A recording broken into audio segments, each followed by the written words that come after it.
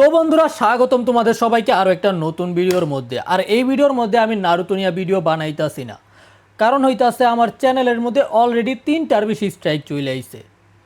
ঠিক এক বছর আগে ঠিক আগস্ট মাসের এই তারিখে আমার চ্যানেলের মধ্যে 2টা স্ট্রাইক ছিল, যে কারণে কিন্তু আমি একটা নতুন চ্যানেল বানাইছিলাম যেটার মধ্যে এই ভিডিওটা আপলোড হবে। কিন্তু এইবার 3টার বেশি চলে আইছে, যে কারণে হয়তো আমি চ্যানেল নাও বাঁচাইতে পারি, কারণ অলরেডি আমার নোটিফিকেশান পাঠাই দিছে, ইমেল পাঠাই দিছে যে 7 দিনের মধ্যে আমার চ্যানেল ডিলিট হয়ে যাবে যদি স্ট্রাইক না সরে। আমি চেষ্টা করতেছি সরানোর, কিন্তু যেখান থেকে স্ট্রাইক দেওয়া হয়েছে ওইটা হইতেছে জাপানিজ কোম্পানি। তারা সহজে স্ট্রাইক সরায় না, বিশেষ করে নারুতো, তারপরে বরুতো, ব্লিচ, এগুলার ভিডিওতে যদি স্ট্রাইক দেয় তারা সহজে সরায় না। তো বুঝতেই পারতাছো চ্যানেল ডিলিট হয়ে যাইতে পারে। আর আমি জানতাম যে কোনো সময় এটা হইতে পারে, ঠিক আছে, এরকম গ্যারান্টি ছিল না যে চ্যানেল বাচ্চা যাবে ওইটা। আমি জানতাম যে কোনো টাইমে এটা হইতে পারে, আর এইটাই সময় ছিল। ঠিক এক বছর আগেও আমার চ্যানেলের মধ্যে একই অবস্থা হয়েছিল, তবে তখন আমি একটা স্ট্রাইককে সরাইতে পারছিলাম। কিন্তু এইবার একসাথে প্রথমে একটা আইছে, মনে করছিলাম যে আগের মতোই একটা আইছে, 90 দিন পরে ওইটা সইরা দেব, কিন্তু আমি তারপরেও ভিডিও আপলোড করতেই আছি। এই কারণে তারা আমারে মোটমাট আরও 5টা, মোটমাট 6টা স্ট্রাইক দেওয়া হয়েছে আর কি। তো ইউটিউবের নিয়ম হইতাছে যদি 6টা স্ট্রাইক মানে 3টার বেশি 3টা স্ট্রাইক হয় তাহলে চ্যানেল ডিলিট করে দেব, যদি স্ট্রাইক 7 দিনের মধ্যে না সরে।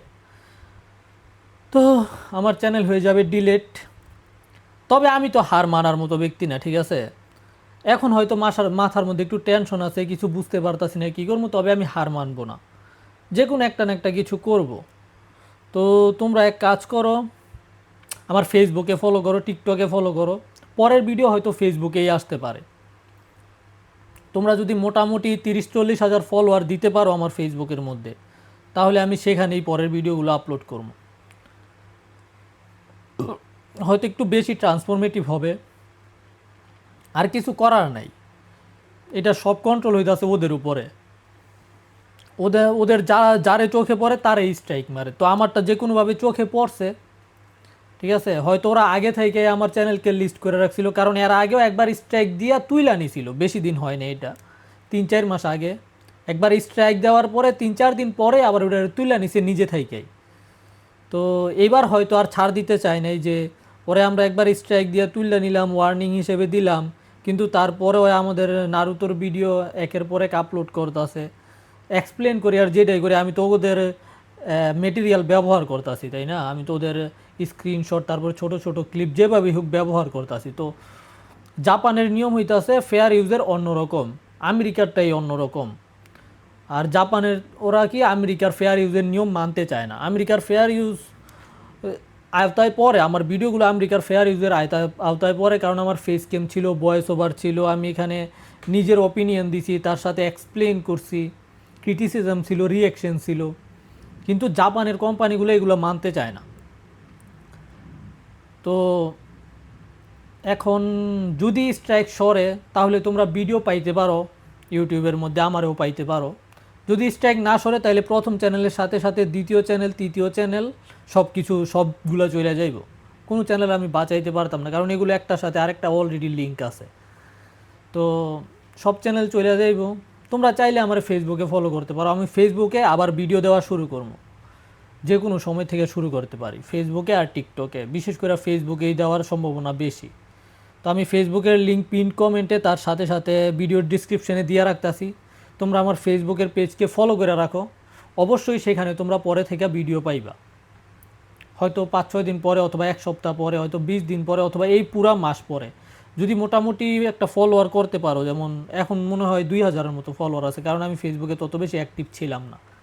যদি তোমরা 30-40 হাজার ফলোয়ার কমপ্লিট করে দিতে পারো আমাকে, তাহলে ধরো যে ফেসবুকের মধ্যে পরে থেকে ভিডিও আসা শুরু করে দিব। তো এটাই বলতে চাইতেছিলাম, কিছু করার নাই ভাই, ভাগ্যে। এখন আমার নিজের অরিজিনাল কন্টেন্ট হইতো সম্পূর্ণ, তাইলে ওরা দিতে পারতো না। আমি ওদেরটা ব্যবহার করছি, ওরা চাইলে দিতে পারতো, যে কারো ভিডিওতে দিতে পারে। আসল কথা হইতাছে এইটা। আর এক্সপ্লেন চ্যানেলের এইটাই সবচেয়ে বেশি রিস্ক। আমার যে চ্যানেল, আমার যে চ্যানেল ছিল ওই চ্যানেলগুলোর মধ্যে এইটাই সবচেয়ে বেশি রিস্ক। যে কোনো টাইমে কপিরাইট আইসা, বিশেষ করে জাপানি যে কোনো জিনিস ব্যবহার করাটাই সবচেয়ে বেশি বিপজ্জনক। ওদের চোখে পড়লে ওরা স্ট্রাইক দিবেই। ওদের চোখে যদি একটা ভিডিও পড়ে ওরা একটাতে স্ট্রাইক দিয়ে বসে থাকবে। এটা ওদের কোনো নাই এখানে। ওরা যেভাবে হোক ওদের ভিডিও আটকাইতে চায় যেন কেউ কপি না করে। তবে আমার ভিডিও কপি ছিল না, ট্রান্সফরমেটিভ ছিল। আমি লড়াই করার চেষ্টা করতেছি যাতে স্ট্রাইক সরায় আনে। তো যেটা হওয়ার সেটা হবেই। তোমরা ফেসবুকে ফলো করে রাখো, ফেসবুকে আমি ভিডিও দেবো ইনশাল্লাহ। আর কিছু তো করার নেই, যদি ইউটিউব চলে যায় তো চলে যাবেই। আর ইউটিউবের একটা নিয়ম হইতাছে, যদি একজনের একটা চ্যানেল চলে যায় বাকি চ্যানেল চলে যায়, তার সাথে সাথে সে আর কখনো চ্যানেল বানাইতে পারতো না। যদি আমি আবার এইসব ভিডিও অন্য কারো চ্যানেলের মধ্যেও ভিডিও বানাই আমি, ঠিক আছে, বারবার ওই চ্যানেলের মধ্যে যাই, ওই চ্যানেলে ভিডিও বানাই, তখন ওই চ্যানেলও ডিলিট হয়ে যাওয়ার সম্ভাবনা আছে। যেদিন ধরাত পড়বো ওই দিনই ডিলিট হয়ে যাইব। আর এখন হইতাছে এআই সময়, এআই খুব সহজে সব কিছু খুঁজা বের করে ফেলতে পারে। তো কি করার, ইউটিউব থেকে তেমন বেশি টাকা কামাইতে পারিনি। আর কিছু হইলে ভালো হইতো। অনেকে তো ইউটিউব শুরু করে কিছু করতেই পারে না, লাখ লাখ ফলোয়ার হওয়ার পরেও টাকা কামাইতে পারে না বেশি। আমার মোটামুটি কামাইছি, আমি মোটামুটি ভালো টাকাই কামাইছি।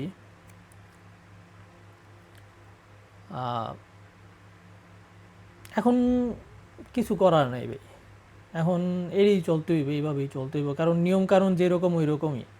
ইউটিউবের নিয়ম আছে, তারপর ওদের কোম্পানি ওদের নিয়ম আছে। তো আমাদের ভুল হইতেই পারে, কারণ এটা হইতেছে আমার প্রথমবার এরকম। এর আগেরটা ছিল গাইডলাইন স্ট্রাইক, এবারের হইতেছে একেবারে কপিরাইট স্ট্রাইক। একটাও না, দুইটাও না, 6টা মোটমাট। তো আমি বাঁচার রাস্তা দেখতাছি না, তারা সহজে স্ট্রাইক সরাবে না। আমি তাদেরকে ইমেল করছি, তারপরে ফলো আপ ইমেল করছি 2টা, এখন পর্যন্ত তেমন কোনো প্রতিক্রিয়া পাই নাই। তো যাক, জীবনের মধ্যে এরকম অনেক মুহূর্তই আসে।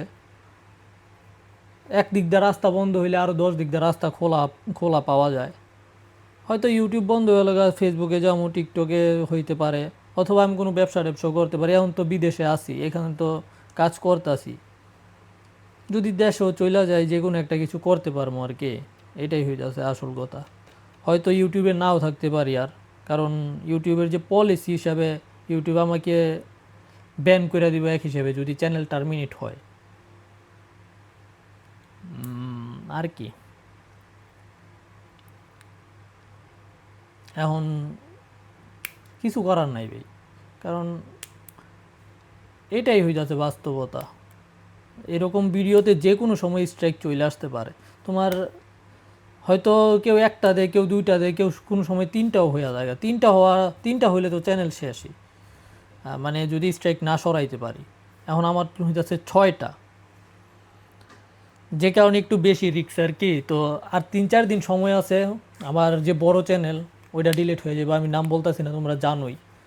ওইটা ডিলিট হয়ে যাবে, ওইটা ডিলিট হয়ে গেলে এইটাও ডিলিট হয়ে যাইতে পারে, হইতেও পারে নাও হইতে পারে, এটার কোনো গ্যারান্টি নেই। তবে চান্স আছে, অনেক বেশি পরিমাণে চান্স আছে, 50%-এর উপরে চান্স আছে যে এই চ্যানেলও ডিলিট হয়ে যাবে। যে আমার ব্লগিং চ্যানেল আছে ওইটাও ডিলিট হয়ে যাইতে পারে। যে কারণে আমি এই ভিডিওটা বানাইতেছি,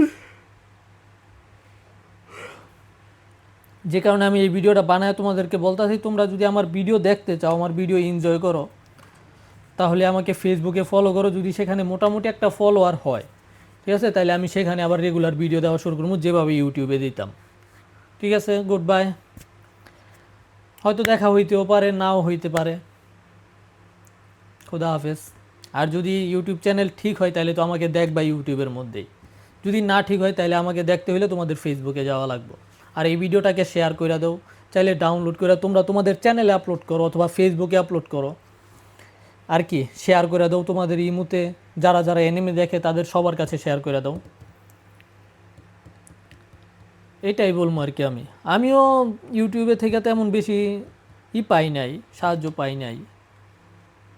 ইউটিউব তোমাদের একটা কথা হইতাছে, ইউটিউব ক্রিয়েটারদের তেমন কোনো দাম দেয় না। ইউটিউব এই সব কিছু থেকে, কপিরাইটের যে মামলাগুলো আছে এগুলো থেকে দূরে থাকতে চায়। মানে আমারে কপিরাইট দিছে, ইউটিউব বলবো যে তোমার যে কপিরাইট দিছে তুমি তার বিরুদ্ধে অ্যাকশন নাও। মানে আমি তার বিরুদ্ধে অ্যাকশন নিব যে এরকম এরকম আমার কপিরাইট ভুল দেওয়া হয়েছে, আমি কাউন্টার করতেছি। তখন সে আবার চাইলে গিয়ে আমেরিকার আদালতে মামলা করতে পারে।